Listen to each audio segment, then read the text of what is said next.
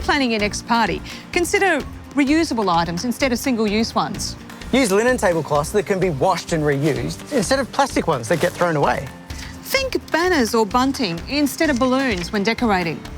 Use large drink and sauce bottles that can be shared, not small individual ones. Pack reusable cups and mugs instead of plastic ones, and bring your reusable water bottle to fill at one of the water stations. And don't forget your reusable coffee cup and thermos, just in case you need that caffeine hit. Bring reusable plates and cutlery instead of plastic ones, or use paper plates. Use metal or paper straws instead of plastic, or just stitch them all together. Bring fabric or compostable napkins instead of serviettes, and use a dishcloth for cleaning up instead of paper towel. And don't forget your reusable containers to take your leftovers home and minimise food waste. You'll save money and help the environment. It's a win-win.